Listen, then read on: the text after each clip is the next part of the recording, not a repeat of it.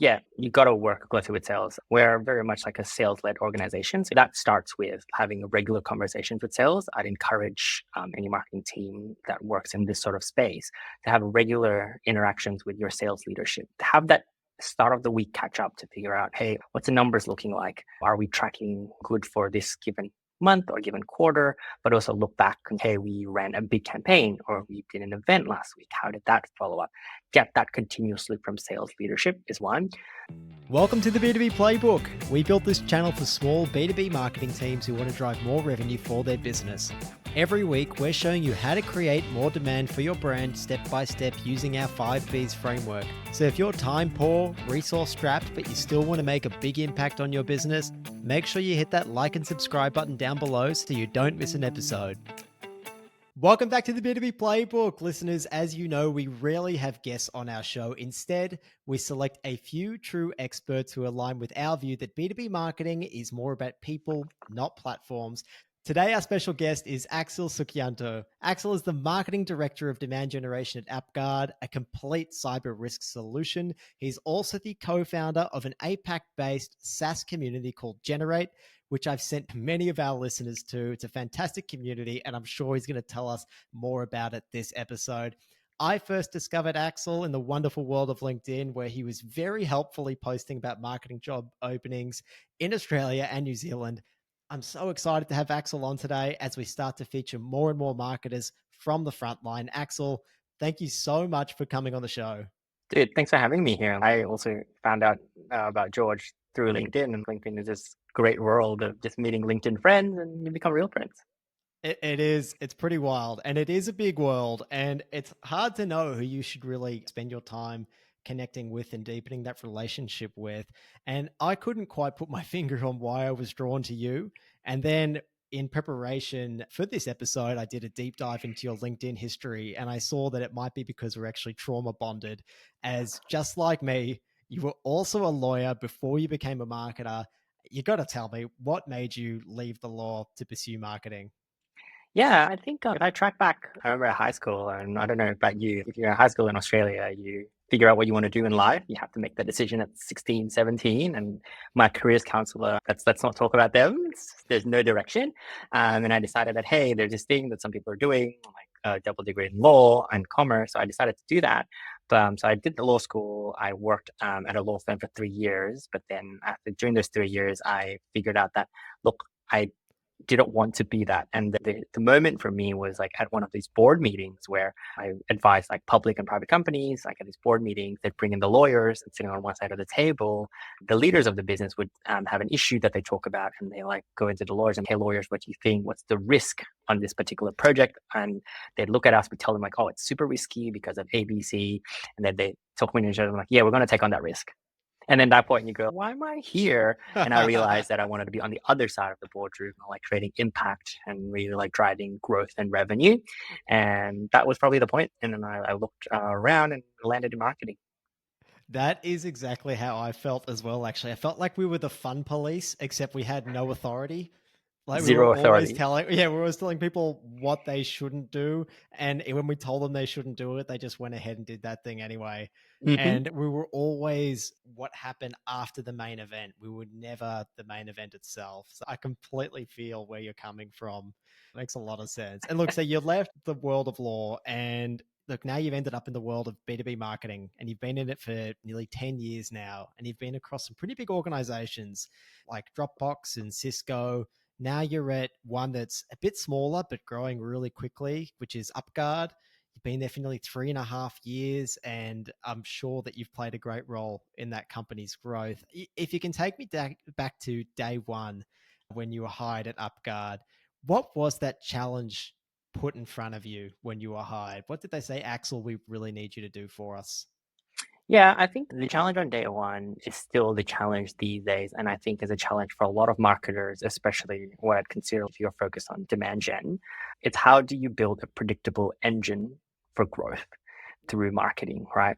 I think at the time, the big focus why I was hired around like, how do we grow and scale an inbound engine? And that's still the case now. It's obviously, I think we've matured a lot as companies do, but very much anywhere between how do you create a repeatable source of traffic and leads? How do you push them through your marketing funnel? How do you work with sales for that handover point? And even before that, like a question relevant to other people is, what is your funnel? Do you know what your funnel is? Have you built that funnel? And that was very much like day one stuff. And it's still very much top of mind these days, as it should be for any demand gen marketer. So that's a huge list of things to consider initially. I assume that you didn't have a ton of resources when you started. How did you go about actually prioritizing which of those you needed to tackle first? There was building the demand engine. There's that relationship with sales. There's, I'm sure, building collateral that you need. How did you work out what should be done first? Yeah, for me, as of then and as it is now, for any prioritization exercise, I always go back to what is our goal here? What are we looking to do? Both, I think about it from a company perspective, but also from your marketing go-to-market sort of team. What are you looking to do? Are you trying to grow at a particular rate? Are you trying to penetrate a totally new market? Are you trying to launch a new product or service? What is that unifying goal? And from then you think about, okay, how am I going to achieve that goal? As with any company, I think growth is probably like the one that I care about the most. At the time, like we're trying to grow at this rate, and how do we continue doing that?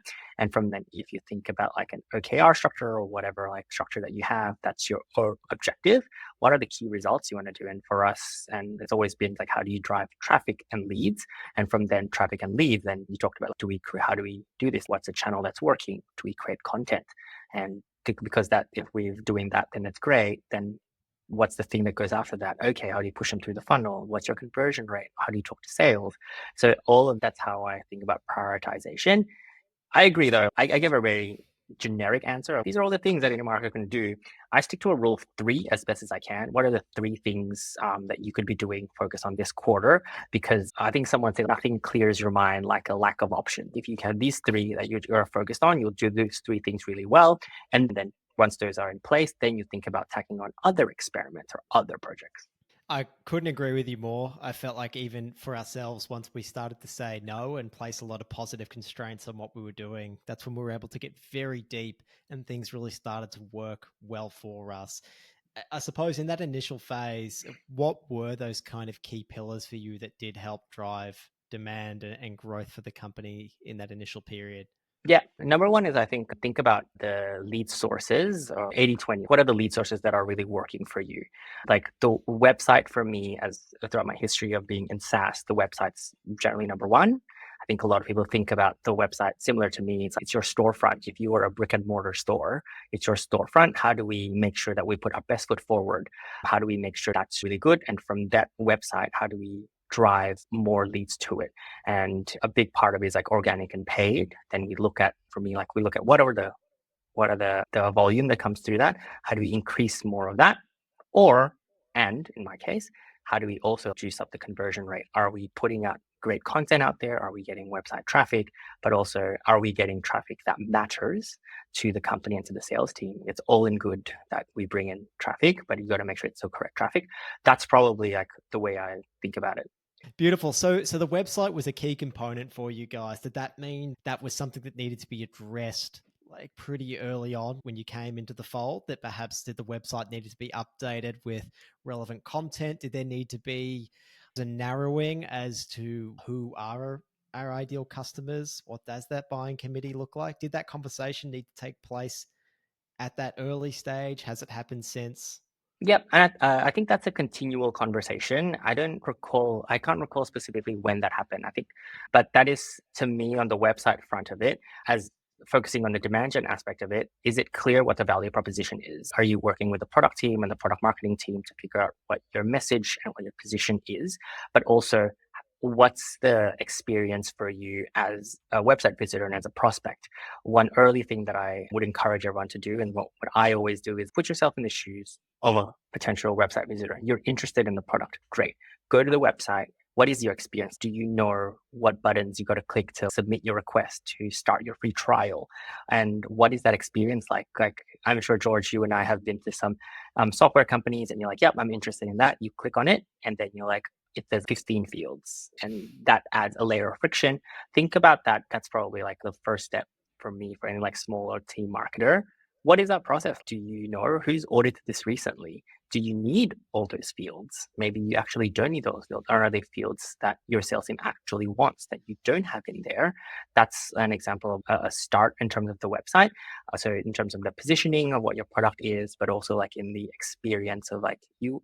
I think some of us call us hand raisers, whether that's a PLG free trial or whether that's a contact sales demo. Make sure that experience is as frictionless as possible. And I think that's probably like the two things that I would do from the start. Yesterday, I think I saw a tweet from Jason Lemkin, who's the founder of SaaSter. I think he joked about CMOs coming in and going, the first thing on the docket is a website redesign. And I think he provides the other perspective of why it's important, because his take that I think is, I agree to some extent, is about how your marketing side should be a step ahead of your product. And that's why people come in and make sure that it's a great experience, both in terms of design and the flow, like I said, around the demand gen flow, the lead capture flow. So that's probably what I think about. Number one, what's your positioning of the product? Is it clear? What's it experience like for a website visitor to become a hand raiser? And think about the holistic website experience. It's what can you do better? It may take you down the route of a website redesign. In terms of getting those insights and putting yourself in the customer's shoes, something else that people look at, and we might get into this, is getting those insights from the product team and maybe even from sales themselves as well. Do you guys work closely with sales, whether it be on looking at target accounts or drawing customer insights from them? Can you give us a bit of an idea as to how you guys work with sales? Yeah, you got to work closely with sales. We're very much like a sales-led organization. So if you go on our website, you got to submit a contact sales. You got to have a close relationship working with sales. So that starts with having regular conversations with sales. I'd encourage any marketing person or any marketing team like that works in this sort of space to have regular interactions with your sales leadership. What is that? Have that start of the week catch up to figure out, hey, what's the numbers looking like? Are we tracking good for this given month or given quarter? But also look back and, hey, we ran a big campaign or we did an event last week. How did that follow up? Get that continuously from sales leadership is probably one. The second part of it is, if your sales team has a couple of rungs to it, talk to those like sales manager or business development or SDR managers. Talk to them because they have a much closer pulse to the ground. What their team's seeing, what's the objection that they're seeing, what kind of collateral would they really, are you working on the right pieces of collateral? And they're the ones who can really give that insight to it. And the other aspect of sales is, you may have a large sales organization with a lot of E's or AMs. Find some version of a cadence to catch up with them, understand what they're hearing. Is the market changing? Is the product hitting home? Do you need new sets of messaging? I spoke to a marketing leader at a SaaS company, and he said that he does a program, he's a large company, of picking 12 AEs a quarter and randomizing those and having 30-minute coffees with them to really understand on a weekly basis, what are they seeing? What are their pain points? Because sometimes you just can't beat that sort of first-hand ground information. But these days, the last thing I'd say is, assuming that your organization is a bit advanced in terms of putting call recording tools. I think they call themselves like revenue intelligence tools. Think like your gongs, your choruses of the world. If you have a wealth of that, leverage that, get that insight from sales so that you can present to them, hey, I have a solution to the problem even before they come to you. Interactions with like sales leadership, super important at like sales manager level, but also get in touch with the rep level. So it's for you as a marketer, you got to stay like ears on the ground kind of stuff. That's great advice. It sounds like you do have a very good working relationship with sales. How are you maintaining that trust with them and showing that, hey, every time we meet up, I'm not just wasting your time, but I'm actually making your life easier? Because I think that's like the best case a marketer can make to a salesperson is be like, listen, I'm just here to make your life easier, not harder. Everything that you wish you could say to a prospect before you meet with them, that's what we can help you do. Are you going about it guaranteeing that their time is worth it? I'm still learning and I'm still getting better at it, I would argue. A good framework for me to think about is, if you were the sales leader, if you were the sales manager, you came into this meeting with your marketing team, what do you want to hear? You want to hear, what are the latest updates that I should care about?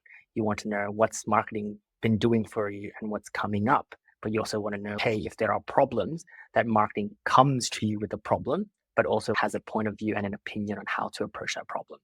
Because if you come into these meetings as marketing and sales comes up, hey, leads are down.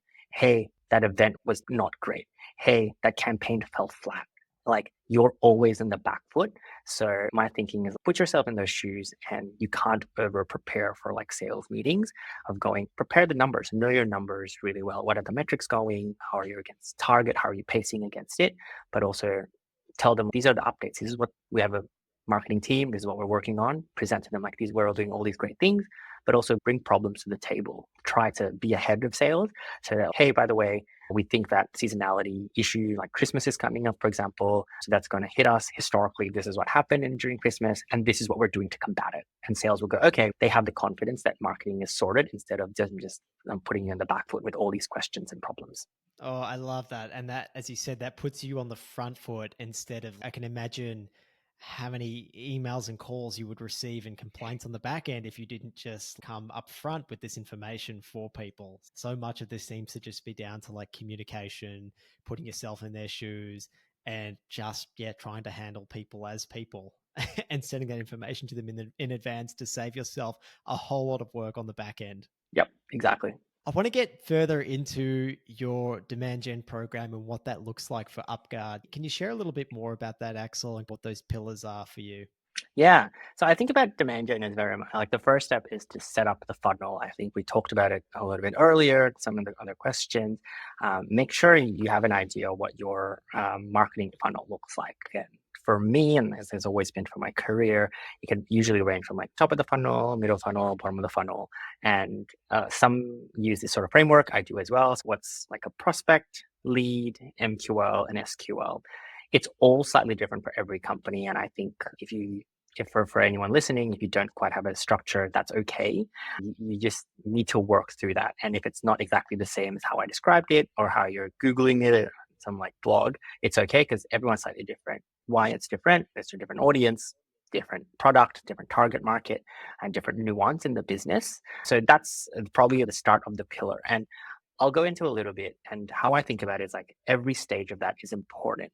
And as a demand gen marketer, and as you're setting these up for the company, how are you tipping people into the funnel, and how are you driving people through the funnel? So, for example, if I take the prospect and leads at the top, what are you doing to drive traffic or people onto it? Do you have a repeatable process to it? An example that I'd give is, do you have a paid performance media or a paid media sort of program that you're driving like people to the top?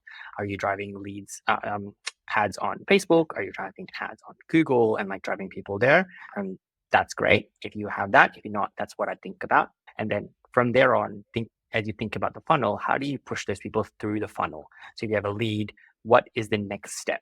Some people call it a marketing qualified lead or an MQL. Differs from company to company. I personally like an indication of intent. What makes this lead better than the other lead? To me, I think intent to buy is a good indication of, hey, that's marketing qualified. An example that some people use, have they visited your pricing page? If you were a student, if you were someone just learning about the business industry, you'd unlikely go to the pricing page. You'd probably go to a what is blog post. But if you go to a pricing page, maybe that's good enough for you to classify that as an MQL. So push that down to the MQL, and you're like, okay, you have these people in the MQL. And how do you, again, putting on your demand gen, how do you push those people to the next level? Could be an SQL level, and maybe that's your hand raiser. Like, how do you get these people who visit the pricing page to reveal themselves, to hand raise, to fill in a form? Is that through an offer that you have? Is that like a contact sales page? And how do you drive that? So those are probably the pillars. And once you figure that piece out in terms of what your funnel looks like, what are you doing at every stage? How are you getting people in and through, and how do you drive a higher conversion rate for every step? It could be that you need to create better content for every stage. You need to create better experiments and processes for every stage, or it might be like talking to sales and figuring out like, hey, what's their priorities and how do we work together to drive people through the funnel? That's probably the pillars that I think about day to day, and I'm sure you think about, George, for your clients as well. Yeah, absolutely. And it's great to know once you have people in these stages, you can see where the drop off is, where it's taking people a long time to get from one stage to the next. And that's where you can go back and start trying to fix those issues. And often it might be going back and speaking to sales, and all of a sudden you find out that there was like a whole lot of objections they've been getting lately from a set of customers or potential customers, that then becomes really important for marketing to then go and get that message out to people, which then it might be what gets them from being that MQL to a SQO. Mhm. Because all of a sudden they had all the information that they needed to raise their hand and say, I am actually someone who wants to buy your product. Yep. So I think it's great that you define those stages, because then you can actually look to start fixing it. Yeah, and what happened, so it wasn't at this role, it was another role. We're thinking about this, and setting the goals that you have for the team and the goals that you get from the business is super relevant and important. The story I have is from a previous role. It's like, oh, one of the questions asked is like, hey, our traffic is down, right? And you're like, that is one of the parts of the funnel that I described at the top, really important to feed your whole marketing funnel. And what we did as a team, okay, how do we drive this traffic problem? So we created a bunch of content in terms of broader topic of content around keywords and what's the super high keyword volume. How do we really capture this? We created content for that. All great. Traffic went up. The following month, what is it? What the following quarter? One of them, sales comes back to us and we're like, hey, where are the leads? Where's the pipeline? And we're like, yeah, you asked for more traffic. We gave you more traffic. But then you didn't think about the goal that I mentioned to you at the start of going, what is the goal? Is the goal for you to drive traffic? No, it's actually to drive business growth, which usually means revenue and pipeline, and creating like these content to capture like super high keyword volume topics. Yeah, will help you with the top of the funnel, but your conversion rate suffers and ultimately it doesn't impact the pipeline and revenue. That's probably talking about the funnel and like the sort of pillar. Don't fall into the trap of trying to fix one of those stages by itself, but think about the holistic. Again, what's your goal? Driving revenue? Great. Maybe someone is here in it that's listening who isn't driving growth and pipeline. Then maybe you can just hone in on that and drive more. But that's an example of a pitfall that I had. And now I know it's okay. You want to drive traffic. And then you ask them another question. Is it really traffic that you care about? Or is it like actual leads, revenue, and that stuff? And like if it's truly that, then it's a different problem you should think about and try to solve it a different way. That's a great story and a great example. And thank you for sharing it, because I think it's important that marketers also learn that lesson, because that's how we're going to get our seat back at the table, is to push back and say, look, I know you've asked me to do this, but what are we actually trying to achieve here? As you said, traffic doesn't mean that we're going to be getting any more qualified leads or any more opportunities for sales at all, especially if we're targeting like really generic terms. So what is it that we're actually trying to end up with? And can we work our way backwards from there with the resources that we have available? That's why it makes so much more sense for a lot of marketers and small teams with very few resources to start out their content and SEO journey with a bottom-up approach to their content.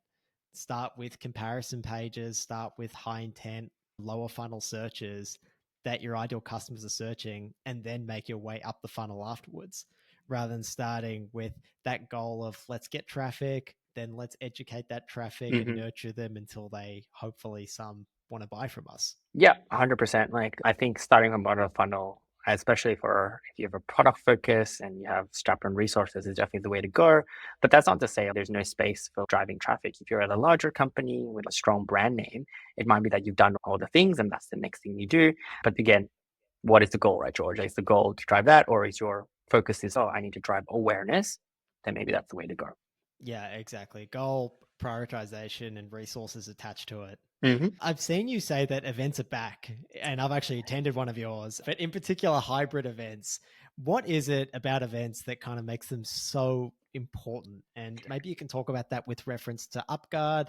If you want to talk about Generate as well, which I want to talk about in more detail after this, you can do that too. Yeah, I was trying to like think about this more holistically. I think a lot of the things in marketing are quite cyclical. So an example that I've written about is like an SMS. If you think about the advent of SMS, I don't know, 10 years ago, there was no WhatsApp. Your phone was just getting these SMSs selling you things, or, hey, join this gambling site or something like that. And you go like, ugh, spam. And then I could die down for a little bit. But now these days, I think through your tools like Twilio and Intercom and all that sort of stuff, you can SMS and like it's back.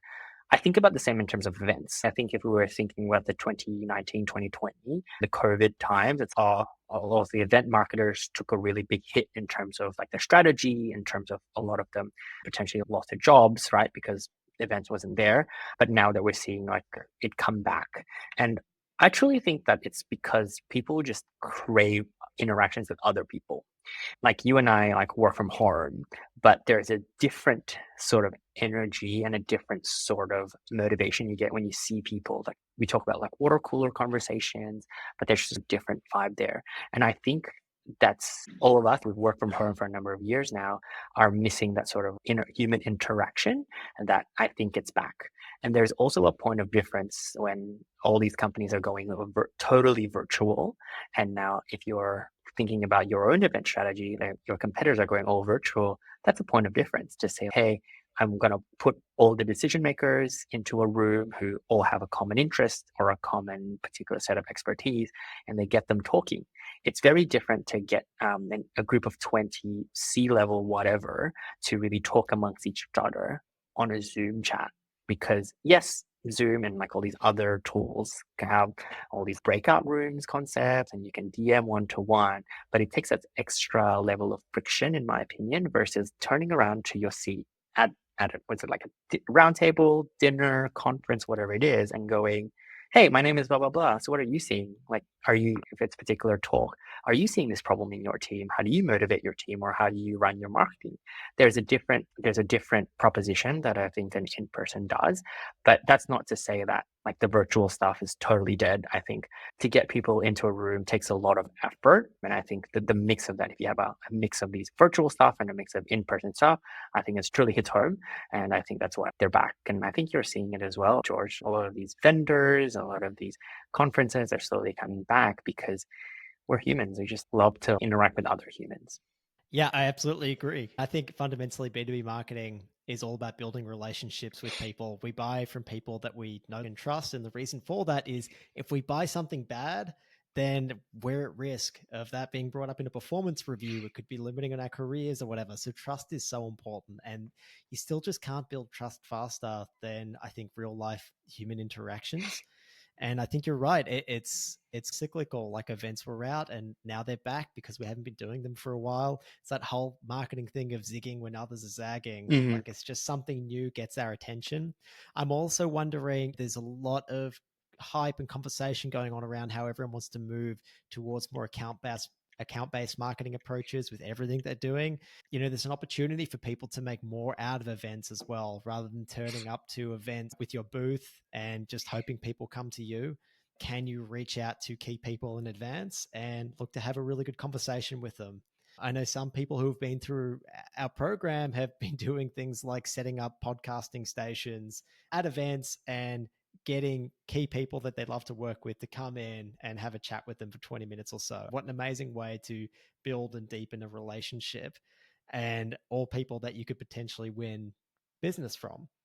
And I think that there's no greater opportunity to do that than in live events. And it's actually something that we're looking to go and attend more ourselves, Axel. I think it's important for us to be out there seeing people in person and not just some pixels on a screen.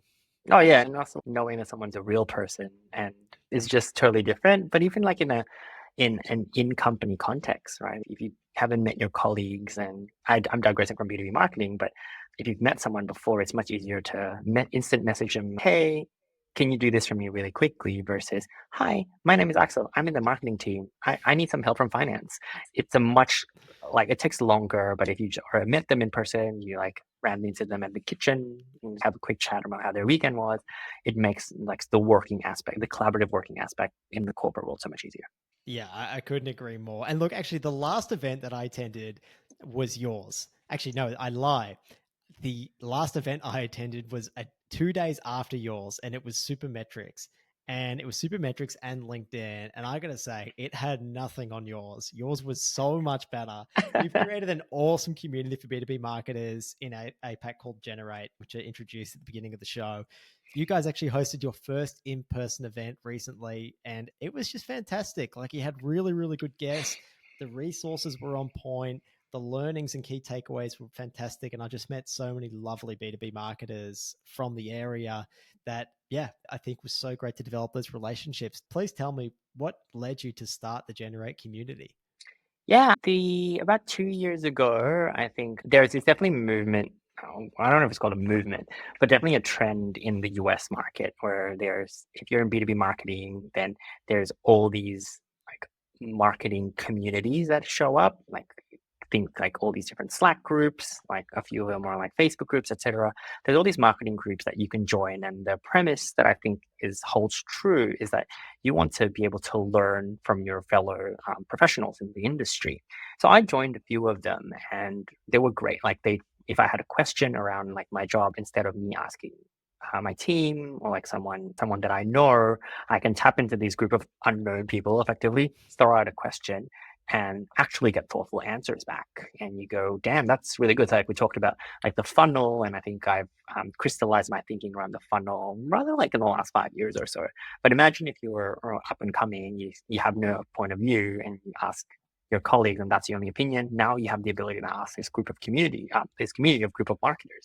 But what I did find is that you sometimes have questions really specific to your region.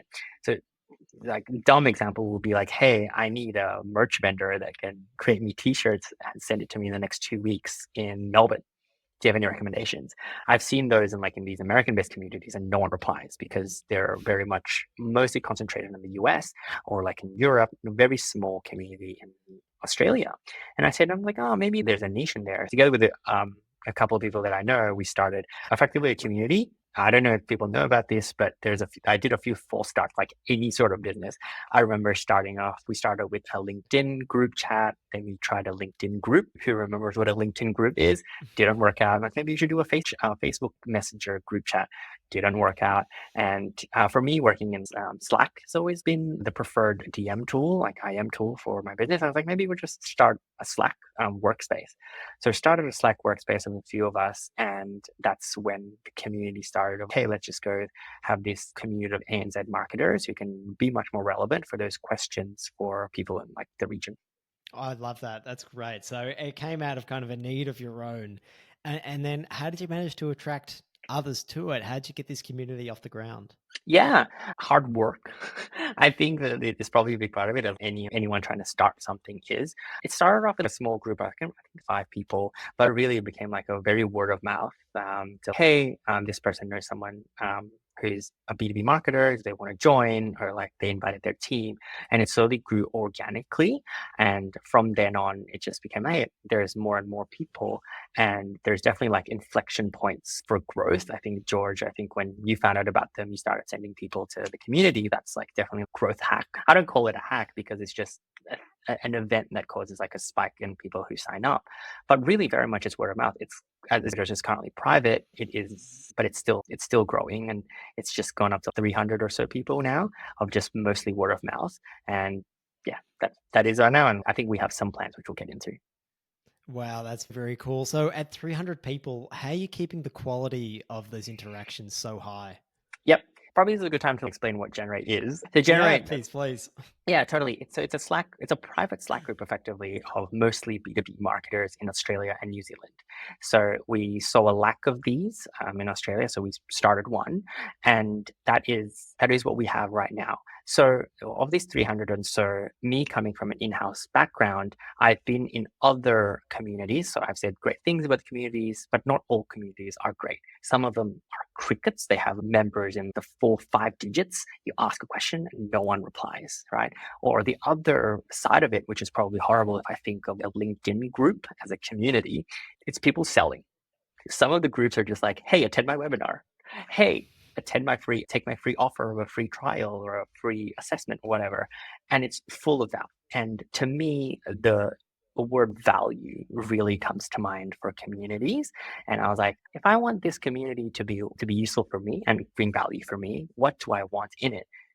None of that, like selling is like a big part of it. I think selling there's an art of selling in community, but also I want it to be like a place where people feel like they can ask questions, they can answer questions as well, not the crickets. One thing that I'm trying is like every question gets an answer, whether that's the best answer, or whether that's directing to another person or a place, it gets an answer. And with those pillars in mind, that we've kept it private, but it's very much for in-house B2B marketers at this point. There's no agency folks at this point, but it keeps that quality relevant and high. And that's how we keep it for now. But I think at some point that will change. But for now, it's a group of in-house marketers that it's private and it's like through word of mouth. And George, you're not even in it, but you've heard about it. But the key to me, I've got to keep adding value to it, and that I want to be in it and these others want to be in it and contribute. Yeah, I suppose I always send people there because I feel like I trust you. I know Ben as well, and I know that you guys do a great job. I know a few people who are in the community who speak very highly of it. And so that's why I have no qualms sending people your way. I am curious when you said how you might look to expand it beyond like that niche of in-house B2B marketers. I would have thought that that's a potentially huge audience. Why expand beyond there? You got me very curious. Yeah, I think the right now it's a good size with a good set of people. I don't like saying sorry, you can't be in it because you don't fit this profile. It feels very unnecessarily exclusive, and I personally don't think that's a good way, but also need to keep this group super relevant. I think there'll be some point that these people who like the agency folks like, can add so much value to the group, but how do we make sure that's a good value exchange and a good reason for people to still be in the community? So that's something I'm continually thinking about this year. Like, how do I not necessarily expand, but how do I make this community better? One way is through, hey, we can open this tutorial up and see what happens is one way, right? But then would I still get value out of it? One metric that I actually don't think about is number of people in there. I know I mentioned the number 300 because that's very easy for listeners or more people that I talk to really understand the size of it, but also it actually is something that I don't care about. It could be as small as whatever, but as long as it gets value, that's the key. So less about the number, but more about how do I keep the value in it. And I don't love saying no to people. So like, I'm sorry, like you can't be in it, but that's just the value of it. And I'm continually like, how do I keep it relevant, but also not, yeah, keep it relevant. Okay, all right, all right. Well, then, can you tell us more then, I guess, what the future plans are for the community, if you're able to share any more about that? Yeah. There's a few things I'm thinking about. Number and all centers around value to the community. So this B2B marketing, what can we do there? What do I, as a B2B marketer and a practitioner, would want? I want things like, hey, I want to continue to learn from this. There's a wealth of knowledge from the people in there. How do I have regular learnings from it?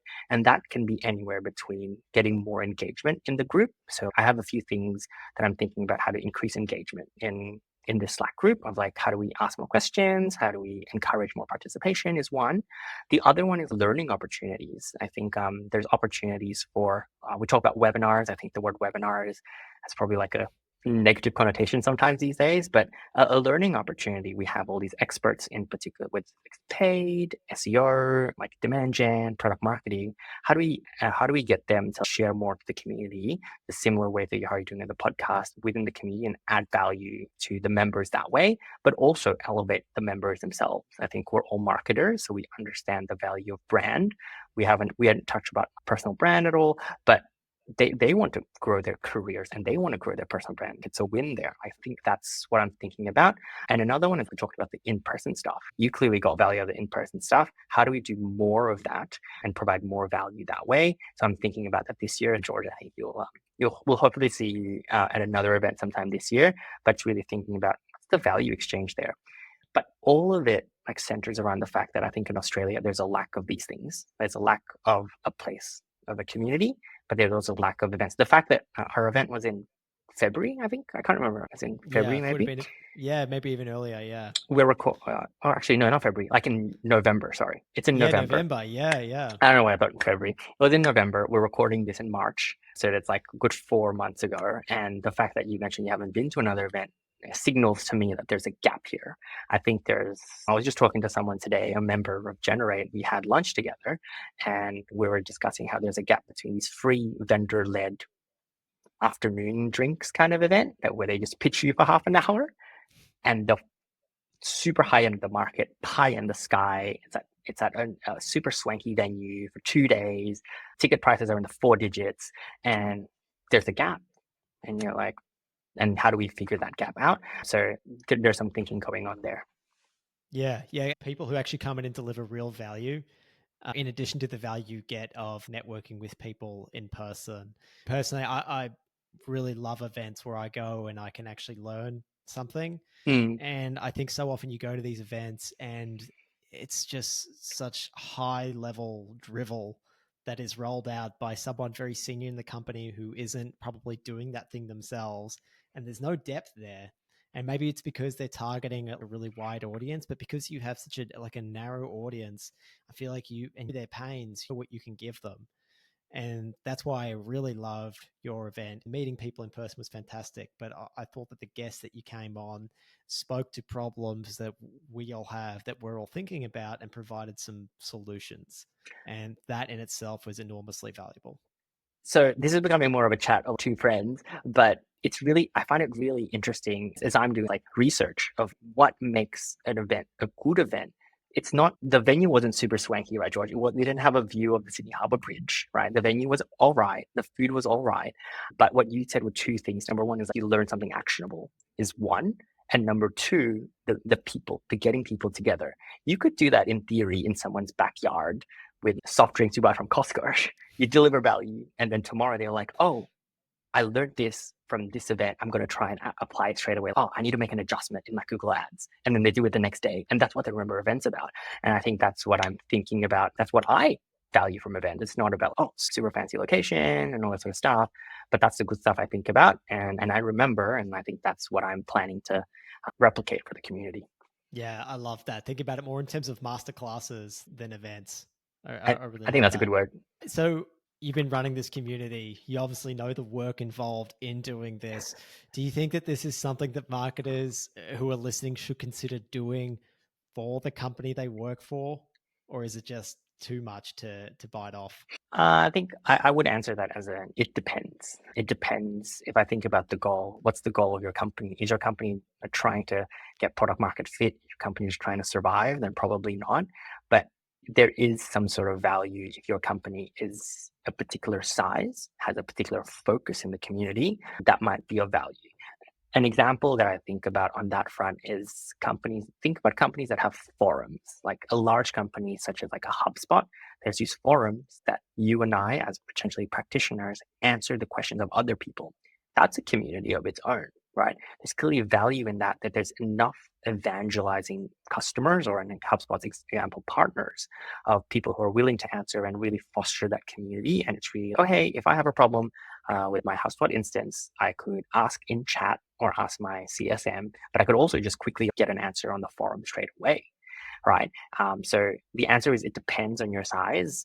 There is a lot of work involved, but it depends on your company size, the focus, and probably like how many like evangelists, like customers or users you have, because without that, it might be really tough.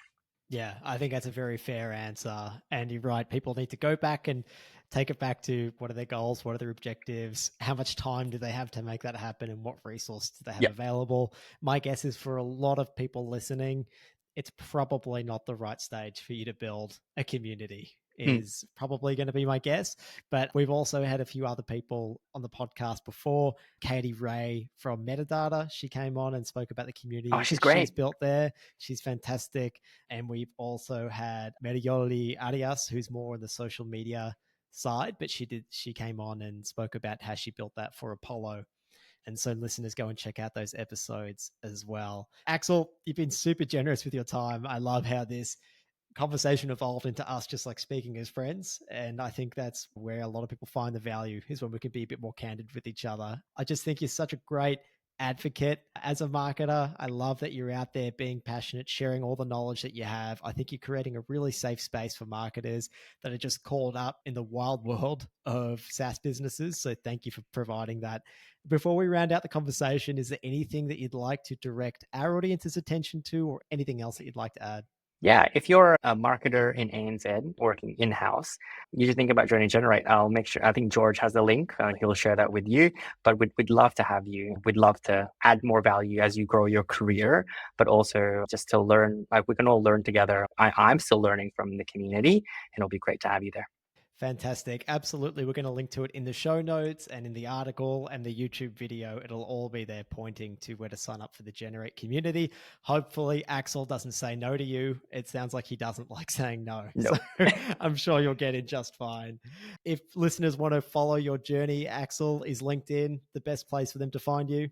Talking about prioritization, I'm only on LinkedIn in terms of my professional social media. So find me on LinkedIn and connect with me. Fantastic. Thank you so much, Axel, for your time. No problems. Thanks, George.